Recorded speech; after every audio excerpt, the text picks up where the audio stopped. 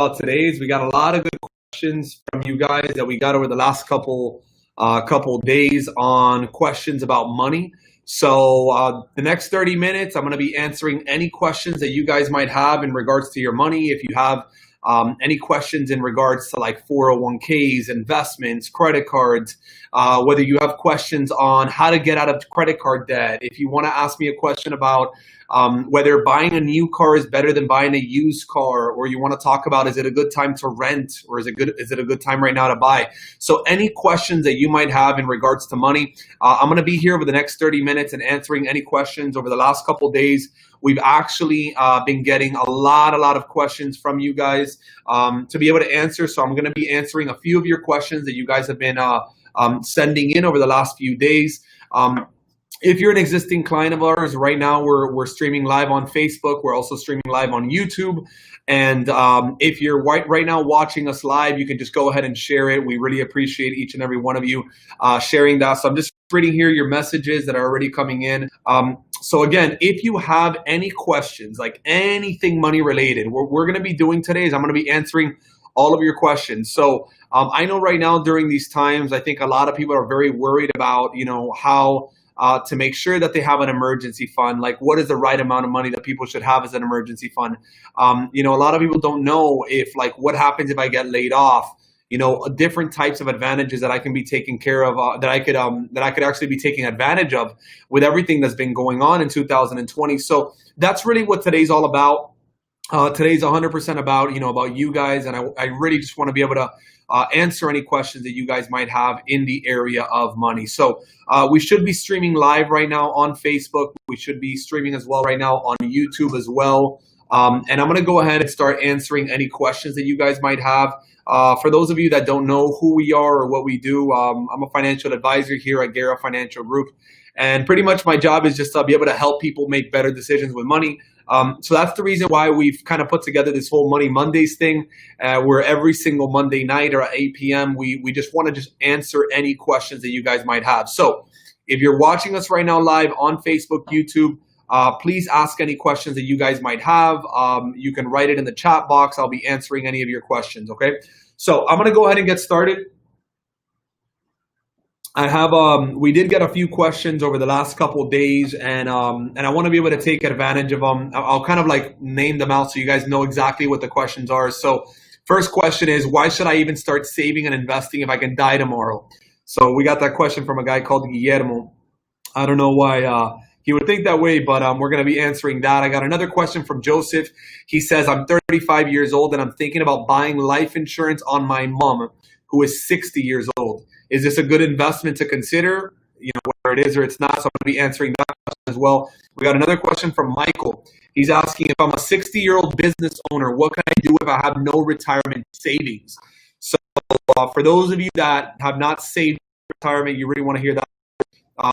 Unfortunately, a lot of money saved up for their future. So, and the fourth question we got this week is, what is better, real estate or the stock market? That question from Jacob. So we're going to be answering your questions right now in a couple minutes live. If you're watching us right now on YouTube or on Facebook, you can go ahead and ask your questions on the chat box. I'll be gladly answering any questions you guys might have. I do know that many of you have many questions when it comes to your money. And I think one of the big things that unfortunately we end up making is, or the big mistakes that we end up making is, we always end up making really bad decisions with money simply because we didn't get good advice, right? Or you simply just got advice, and I'm sorry to bring it up, but we got advice from people that are not really that familiar in the area of money. And this is where mistakes begin to happen. And it's very unfortunate. We all have been raised in very different ways, and we all consider ourselves, financially savvy. I've actually never met a person that tells me that they don't know how to make smart decisions with money and that they're very dumb with money. It's very rare for a person to actually be willing to say something like that. I would say the majority of people consider themselves smart with money, but I'll tell you the reality. The reality is that the majority of people are not good with money. All do think that they are. They think that they're making the right decisions. They think they know how to invest their money the right way. They think every decision that they make is a smart one. But the reality is, until begin to go very, very in detail, you will actually come to realize that many people are making bad decisions with money and they're just not even realizing that they're a bad decision. And when I say bad, I don't mean that it's a horrible decision. I just mean that there are better decisions that you could have made with your money. And that's exactly what ends up happening. A lot of people just end up making decisions with money, and it's not that their decision was a disastrous decision. It's that there were better decisions that you could have made, and you could have been wealthier today, or you could have been in a position where you don't have all that debt, but you have those problems simply because you decided to take one bad route, right? And I'm the type of person that I can tell people, like, there's very easy ways to knock out your credit card debt. It's not that difficult. And so that's why I want to be able to just, spend some time with you guys and answer any questions that you guys might have in anything, any question about whether it's a 401k, whether it's a stock market, whether it's real estate. And that's what I want to be able to spend these minutes with you guys, is just to be able to answer any of your questions. So if you're right now watching us on Facebook, YouTube, just go ahead and ask any questions away. I'll definitely try to be able to answer as many of those questions as I possibly can. I know that over the last couple of days, since last Money Mondays, I have these 4 questions. So I'm going to go ahead and get started with those questions. If you're watching this and you want to set up a meeting with one of our advisors at our office, I think on Facebook, you can actually set up a meeting with one of our advisors. You can gladly answer any questions that you guys have in regards to your question. So let's go ahead and get started. And I'm going to ask the first question, or I'm going to go through the first question that we got from a gentleman called Guillermo. And his question is, why should I even start saving and investing if I could die tomorrow? So you see, I'm going to put it in a very simple way. I think that the majority of people nowadays, they think this way, right? They think about, why should I think about the future if I could die any minute now, right? Especially with the world that we're living in. We live right now in a world where our future is uncertain. There's virus going on, there's riots going on, and there's just this like thinking where you think, why should I even think about the future if my present is not even guaranteed? So I'm going to put it to you this way. I believe that people that think in this way are being a bit extreme. People that think that they should ignore a future because simply could die any second now. I think they're thinking in such a way that the probabilities of something really, really bad happening is very, very slim. And the reason I bring this up is very simple. I know that we all know stories of individuals, friends, family members, cousins, aunts, uncles, someone that we know that died very, very young. I think that we all know someone. We all know someone that were big savers, that saved a lot of money. They got to 60, 65 years old. They retired, and then 2 months later, they passed away. I've heard that story 50 times here in my office, where someone knows someone that knows someone that knows someone that happened to. And I think that you have to be very careful when you hear those stories. And the reason is this: those stories are not the normal average. And you need to be very, very careful. In this case, Guillermo, you're asking the question about, why should I think about my future if I can die right now? Although you are right. You could die right now and something can happen to you right now. And you're right. What is the purpose of saving and investing and thinking about your future if anything can happen to you along the way?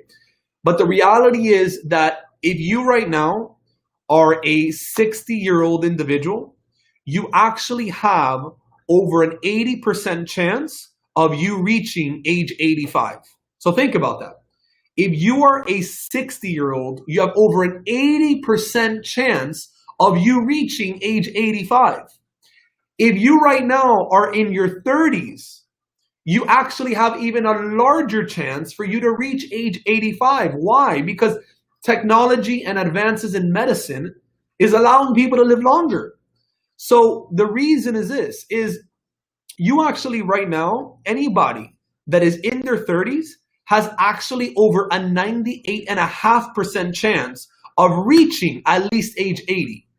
So the mindset that something could happen to me, that I could die tomorrow, and that why should I save and invest in the present and think about my future, thinking 20 years out, 30 years out.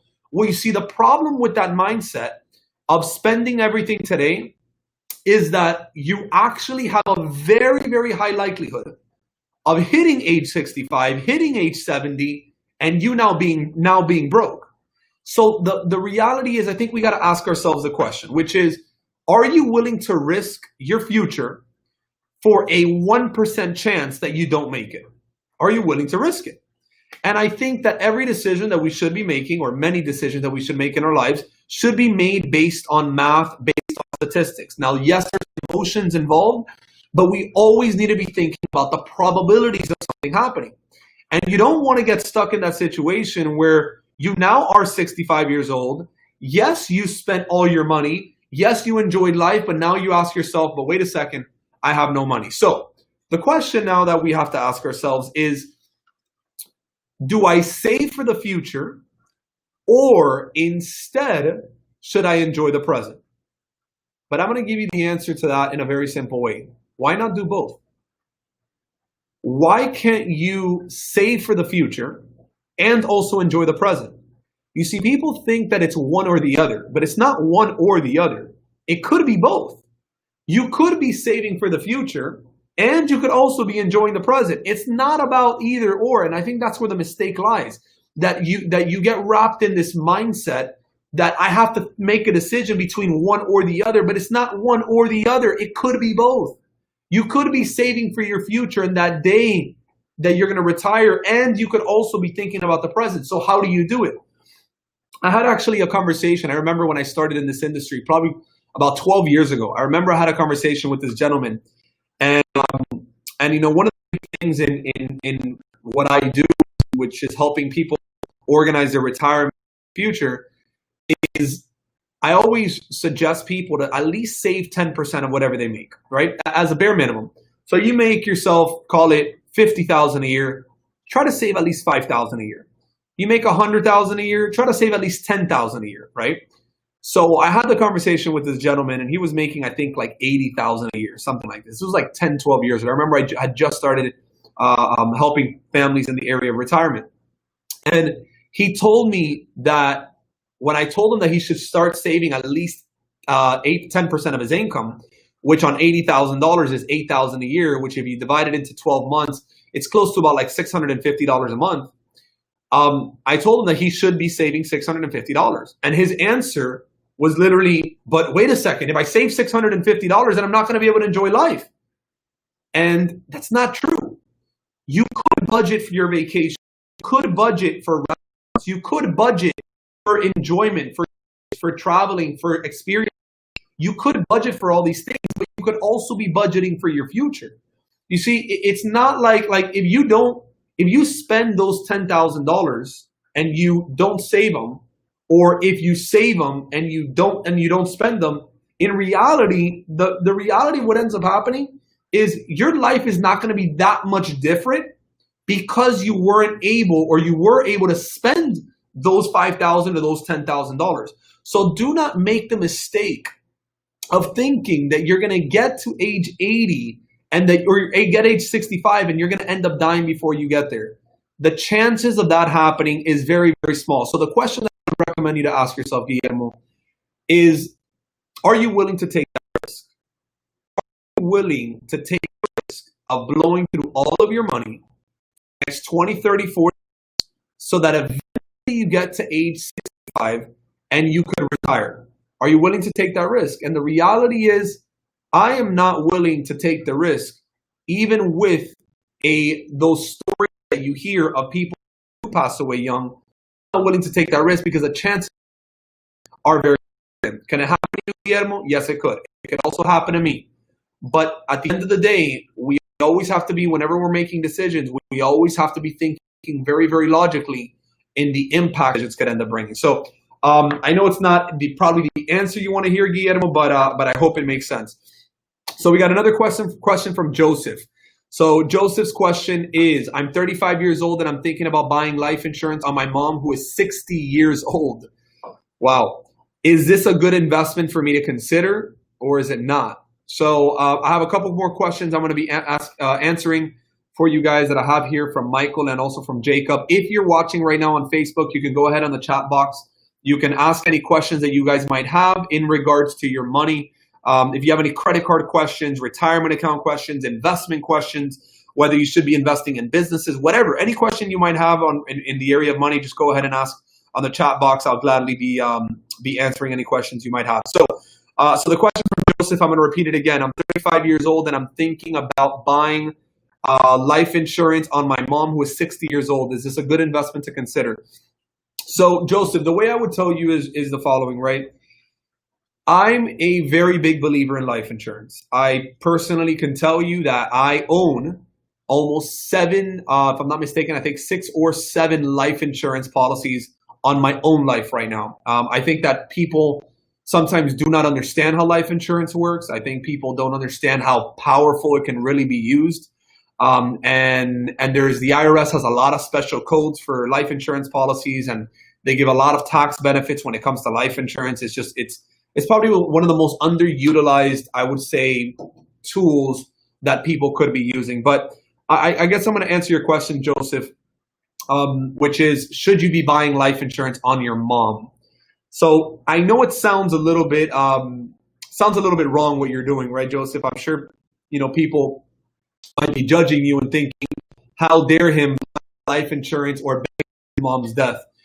But let's just talk about the numbers for a second. Let's just break down the math behind if this is a good idea to do. So I've always had the question in my mind is it better to buy a life insurance policy on a loved one, or is it better to save and invest inside, for example, 401k?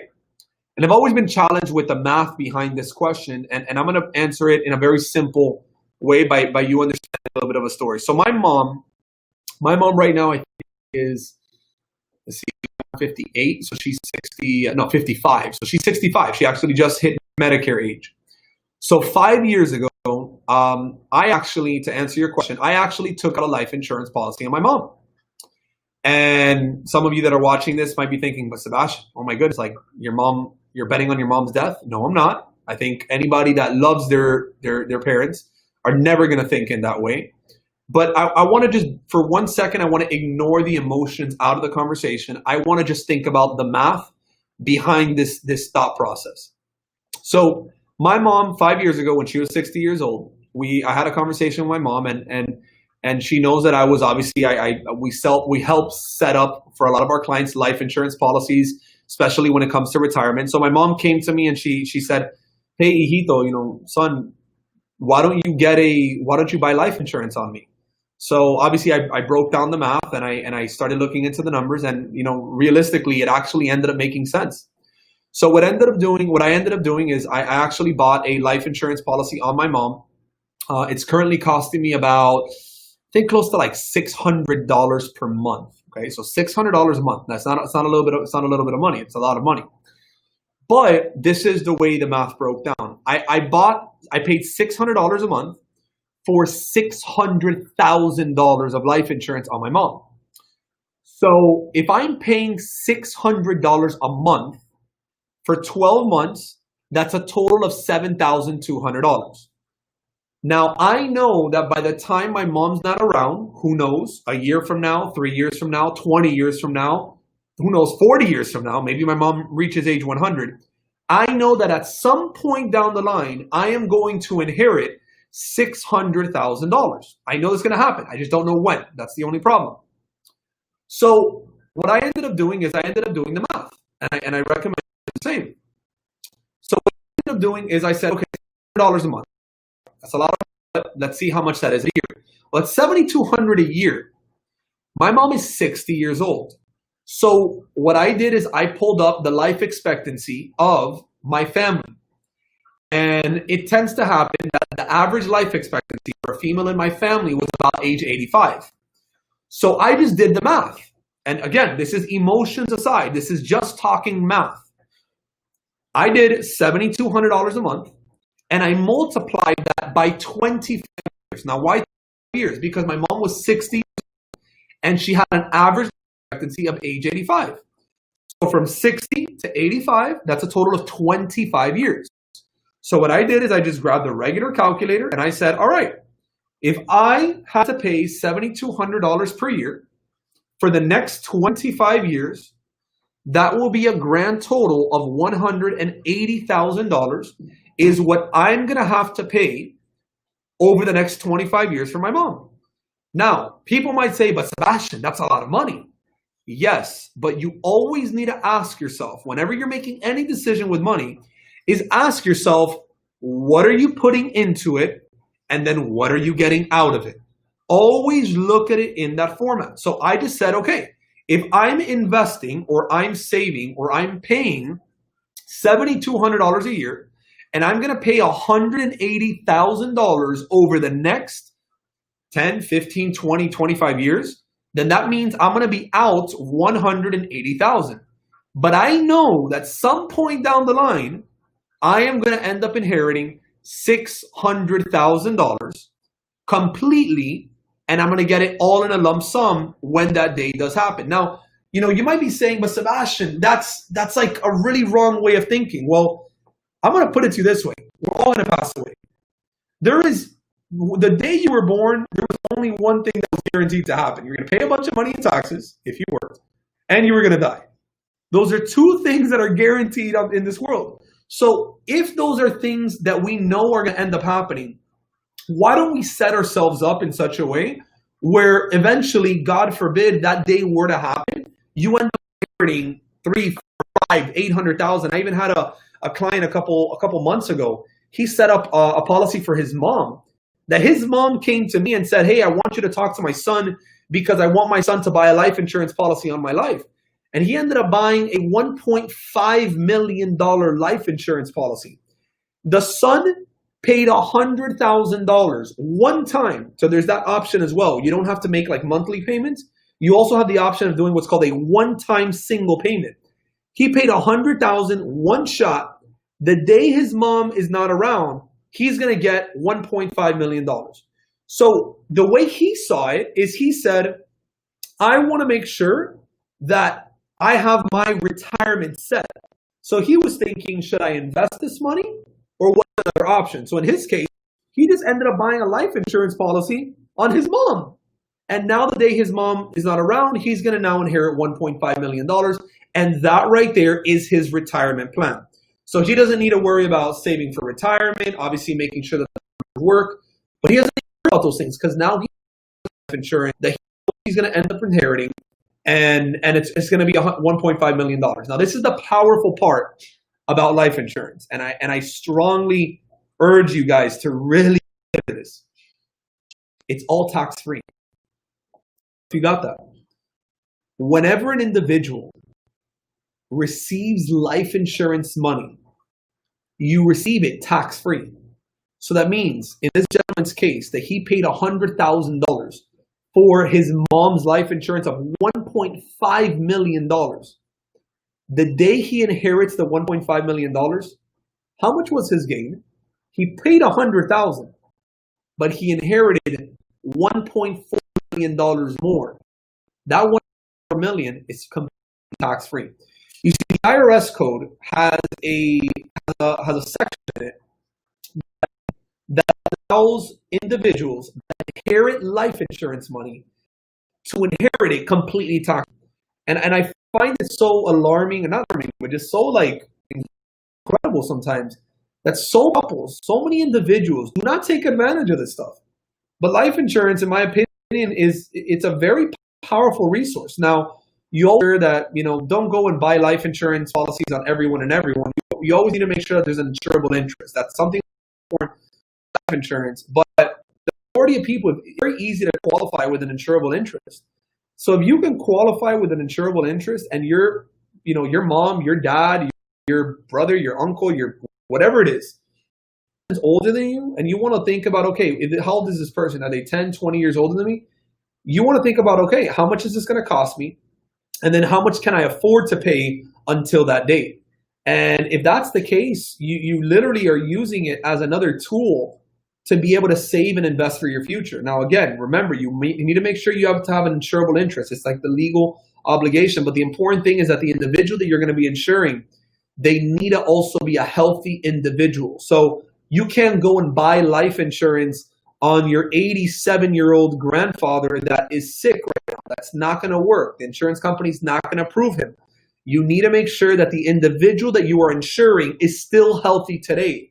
So if your mom, for example, is 73 years old and she just had a cancer recently, then that is a person that's more than likely not qualified. So if you're even thinking about doing something like this, I forgot your name, I think it was Joseph. Yeah. If you're even thinking about doing something like this, Joseph, make sure that whoever you're trying to insure, make sure that they're still healthy. Because once they start getting unhealthy, that's it. It's too late. And you're not going to be able to do something like this.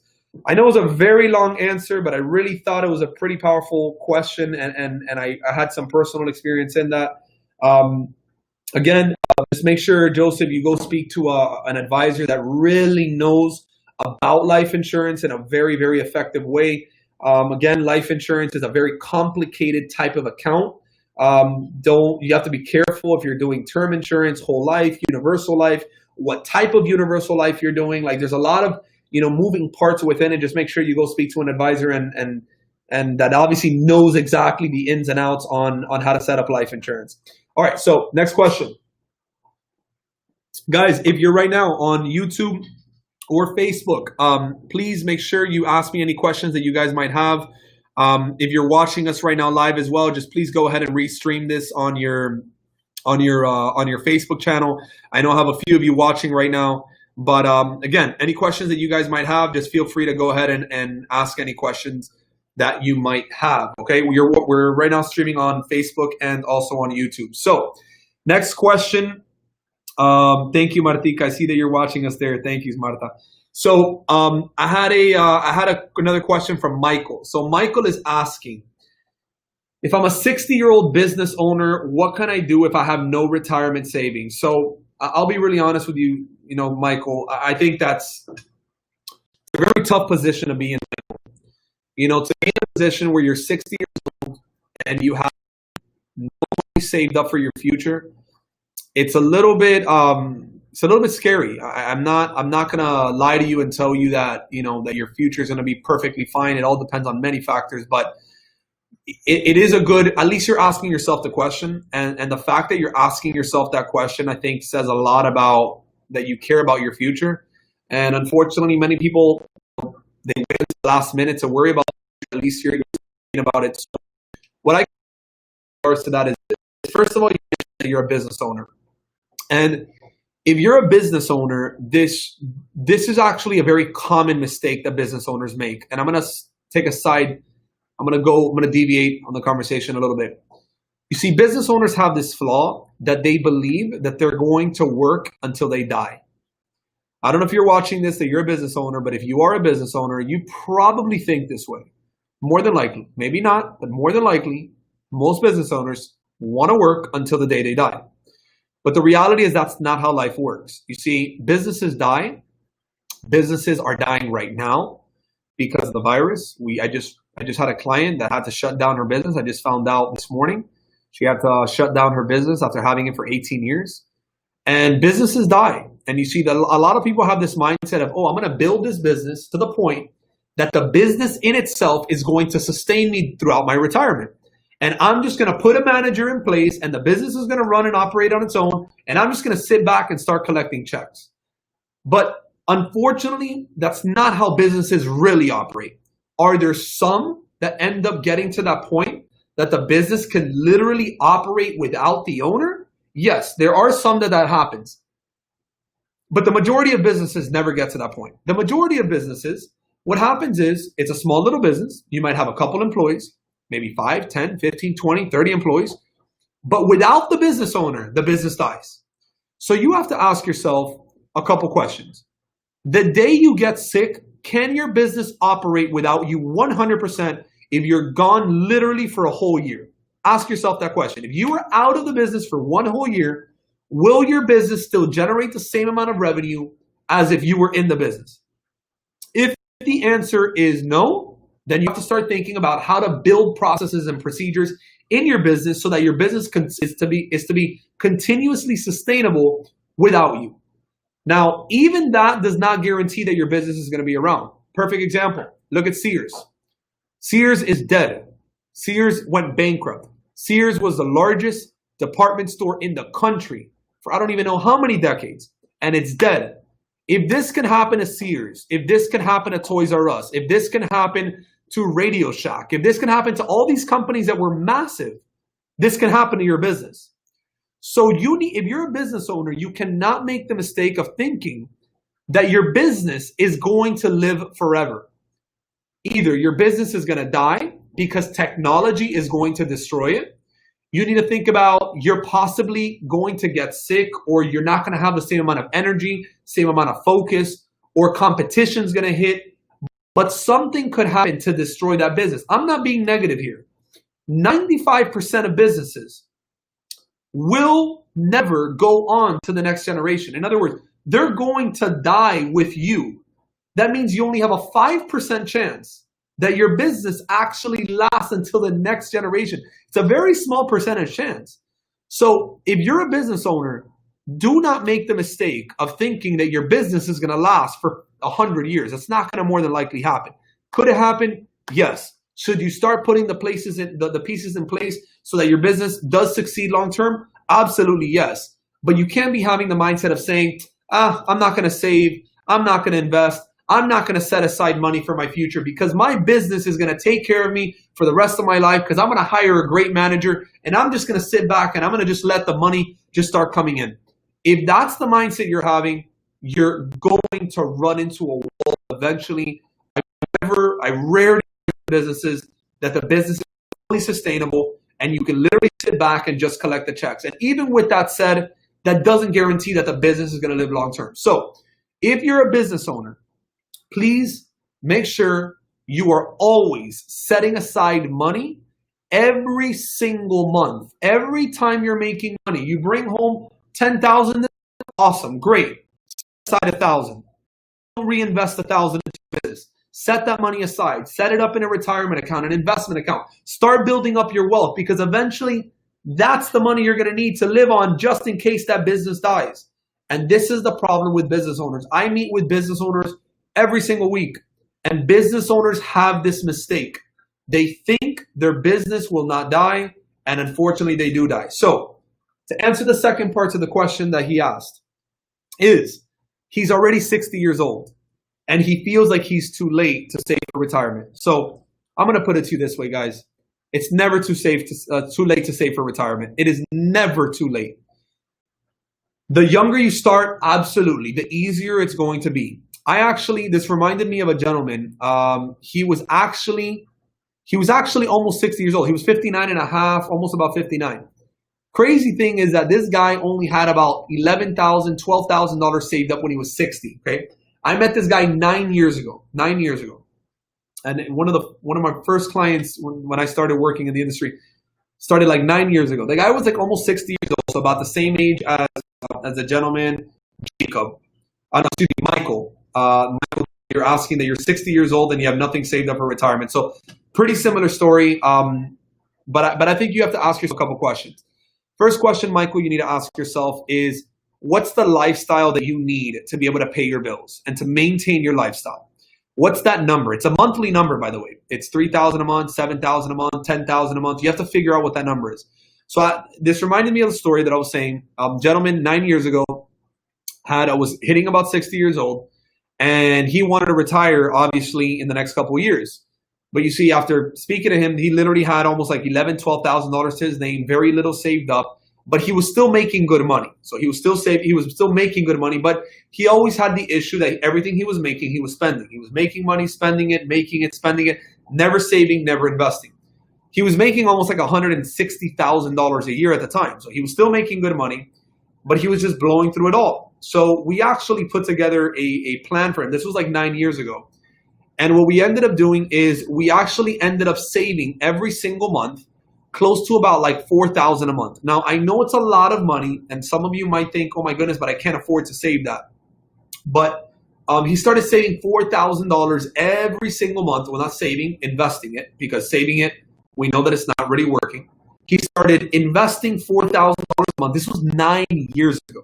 9 years ago. $4,000. Again, this gentleman was making $160,000 a year. So he was able to live on about $100,000 and he was saving close to about $4,000 a month. So that money that he was saving and investing, now 9 years later, we just did the review with him, I think in January, first month of January, in January of this year. And crazy, the gentleman right now had almost $800,000. So he's 69 right now. He was 69 years ago. So he's 69. His plan was to retire by 70. So he started at 60, and now he has over $700, almost $800,000, and he's 69 years old. And he started late. He started at age 60. Now, did he need to save a lot of money every month? Absolutely. Did it require sacrifice? Absolutely. Did it require maybe him stopping to do certain things? Absolutely. But look at him now. He's 69. His plan is on retiring at the end of this year, and he probably will get to $850,000 by the time he retires at age 70. So does that mean that now he's gonna work until 70 and maybe his goal was to retire at 65? Yeah. Maybe his goal was to retire at 65, but the reality is this. If you start late, you're going to have to pay the price. Whether the price is saving a lot of money on an excessive amount that you might think is insane. 2, you might have to push out your retirement date. So maybe not 65, maybe not 67. You might have to push it out a little bit farther. 3, your money needs to be working. Your money cannot be sitting in the bank doing nothing because that's never going to do anything for you. 4, you might have to reduce a little bit your lifestyle when you stop working. So when you stop working and you hit 69, 70 and you stop working and you wanted to live with, call it, $8,000 a month, you might have to cut back and live on 5 or 6. Because this gentleman, in his case, he's going to have 800 and something thousand. His social is going to be almost 3,000 a month. So 3,000 a month from social plus $800,000 in investments. If the 800,000 kicks out 4,000 a month, that's 3,000 in social plus 4,000 from the investments. That's $7,000. Those $7,000 is enough to maintain him the rest of his life.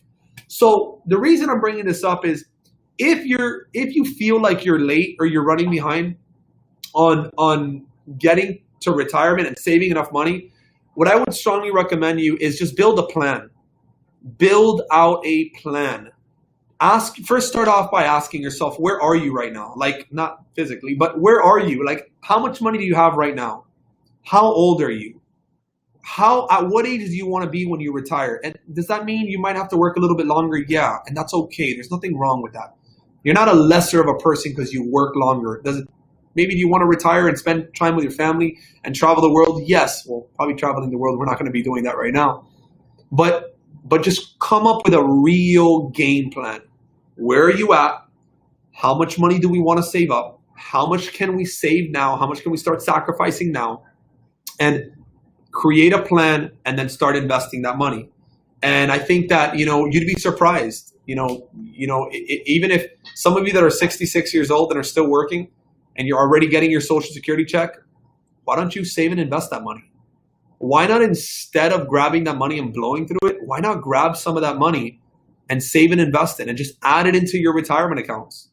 I think that if you do something like that, imagine, like I actually had a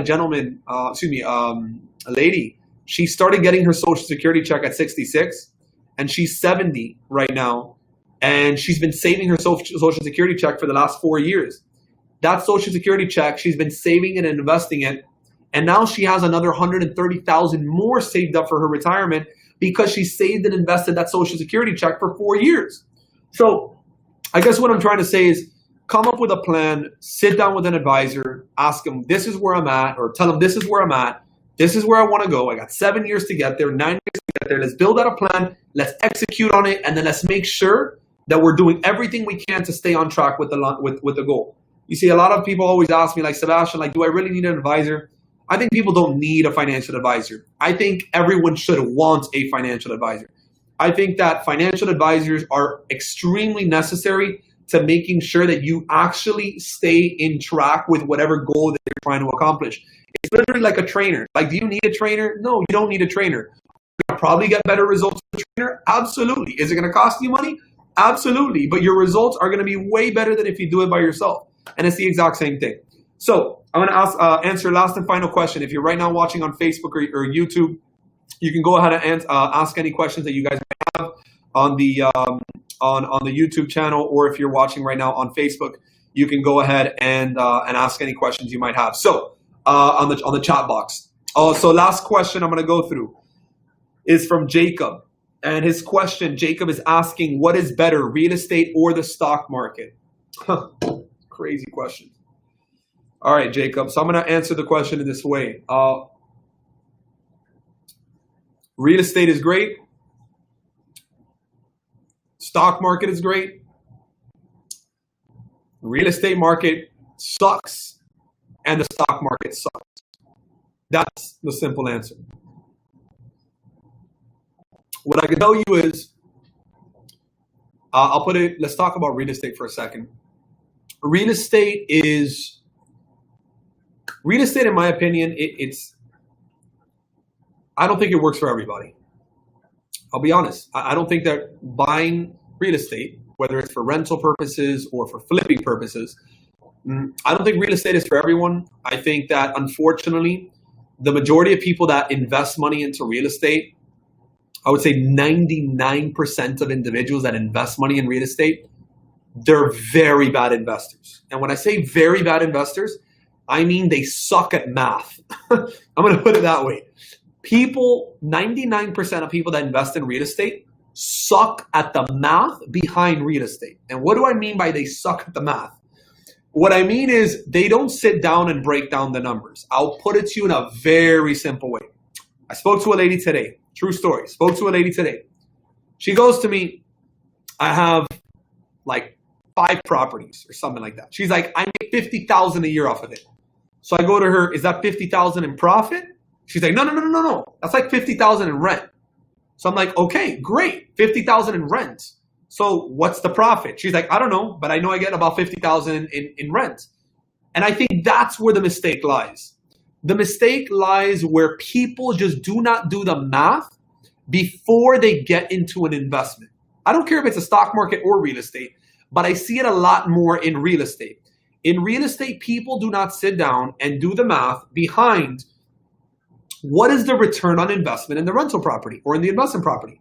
So when you're buying real estate, especially for rental purposes, and let's talk about rentals because the majority of people that invest in real estate, the majority are buying and just holding and then renting it out. If you're buying for the purpose of renting out properties, you have to first ask yourself, what can I get in rent? What can I realistically get in rent? Because a lot of you that have rental properties, you have rental properties that are right now, you are renting it below what they're really worth. And you're like, oh, but I don't keep them there. They keep the house clean, so I rent it less. I've heard that story a million times. But you have to ask yourself, what's the rent that you can get every single month? Then you get that number, you multiply it by 12 months. That's your total maximum revenue that the property can generate on a yearly basis. Then from that, you need to now begin to subtract all of the expenses that the property actually has. In other words, taxes, insurance, associations, liability insurance, incorporating the property. In other words, you should not have a property under your own name as an investment. You more than likely have an LLC for liability purposes. It's another conversation. So you have to incorporate it. That costs money, filing fees. You have to pay an accountant to run the accounting and the accounting of the property. You need to make sure that the realtor, when he brings you the client, that realtor needs to get paid. That realtor does not work for free.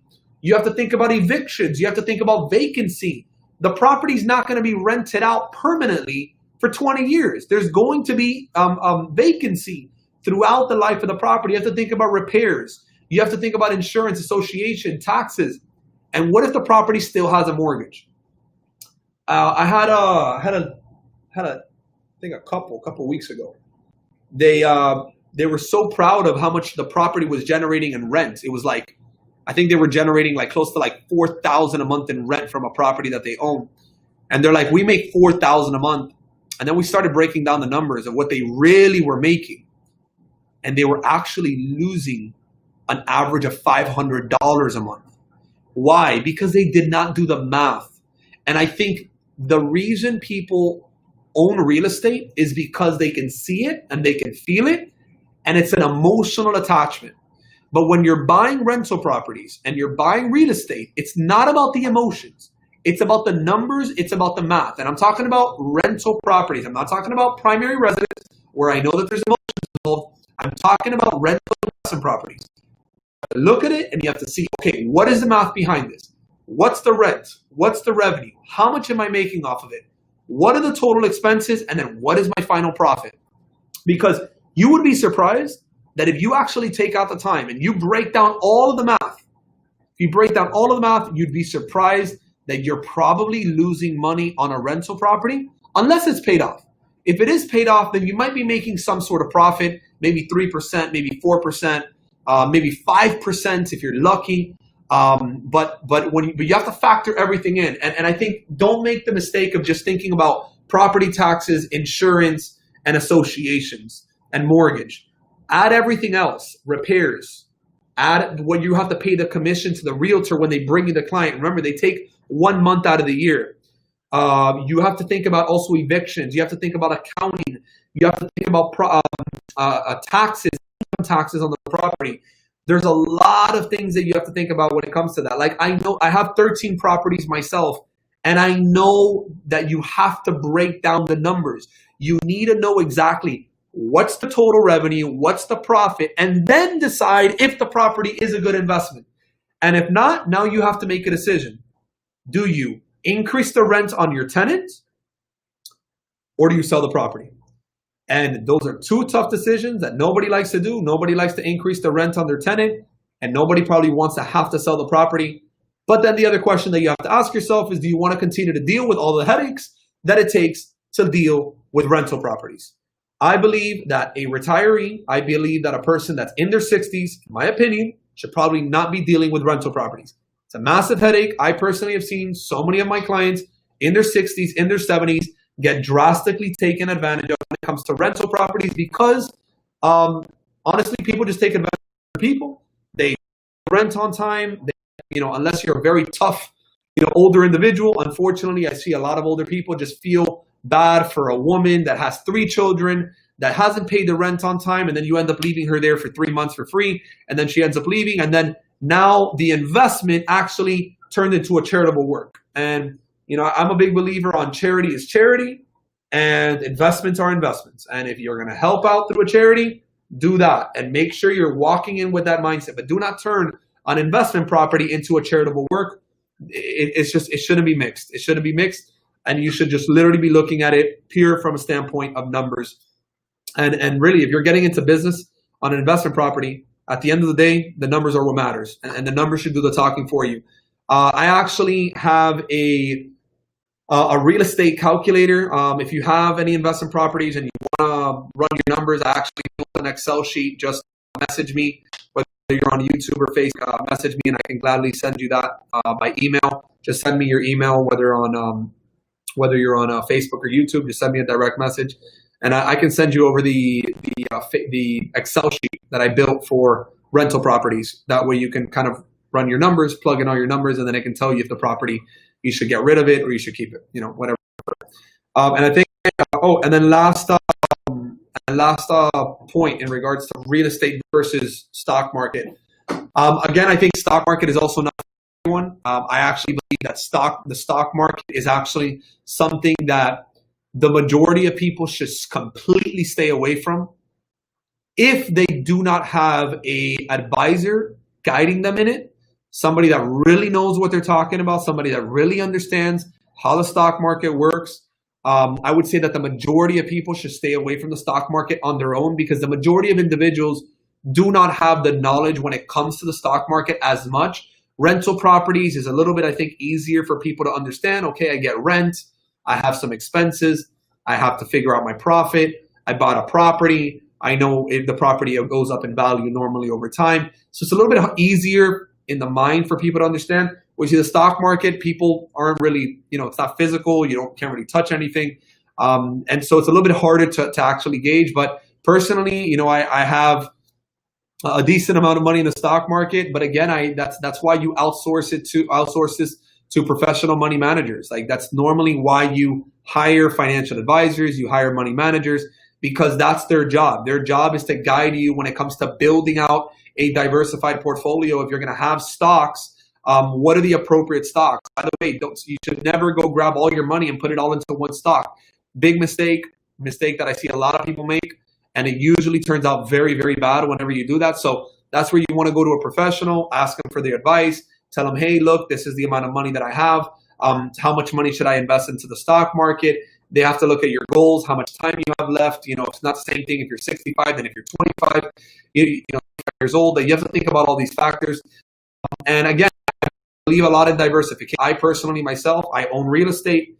I also have a lot of money in the stock market. I actually have more money in the stock market than I have in real estate. But again, it's all about going to professionals and finding out exactly what's the best decision that you guys should be making when it comes to your money. So again, I don't have a preference on real estate or the stock market. I think that real estate is something you could do on your own, but you will probably make a lot of mistakes. Stock market and investing is something that you should probably never do on your own 100% of the time. But I will say that a good 98% of the public should never probably invest in the stock market on their own. I think they should always have guidance from some individual that does do that on a regular basis or does that for a living, or somebody that, or unless you have like a lot of experience. But again, that's why I'm saying 98% of individuals should not be doing that. I think with that said, Felipe, yeah, I will be sending you that calculator. Thanks, man. I'll definitely send that over to you so that way you can have that, because I know you love real estate. And I know this was a little bit longer, Money Mondays. You guys enjoyed it. I know it was just it was almost an hour that I was with you guys. But if you have any questions, please shoot us over your questions, and I'll be answering them next Monday here on Money Mondays Live. We kind of changed things up a little bit. I hope you guys really enjoyed today's event. I know it was a little bit longer than what I planned, but I hope you guys had you learned a lot from today's message. If you have any questions on anything, if you want to meet up with myself or somebody from my team, just go ahead and reach out, write us a little chat there. You can set up a meeting on Facebook as well. There's appointment slots. You can just gladly give us a call. We'll set up a meeting with myself or one of our advisors here at our office. And we're here to help, guys. So hope you have a wonderful night, and we'll be seeing you here. Oh, last thing. This Wednesday, for those of you that are clients of ours, or actually anybody that's watching, we're going to be going live on Wednesday, and we're actually bringing an expert on annuities. So if you want to understand how an annuity really, really works, because a lot of people have some very bad ideas about annuities, and some people love annuities, we're actually going to be going over the pros and cons. We actually are bringing in an annuity expert on annuities, and he's going to be telling us like the pros and cons of annuities, how fixed annuities works, variable annuities, how indexed annuities work, and the pros and cons of each and every one of them. So this Wednesday at 6:30 live, we're going to be doing that class with him and answering all your questions in regards to annuities. So just make sure you tune in, and we'll be seeing you here next week on your next Money Mondays. Take care, guys. Have a wonderful night.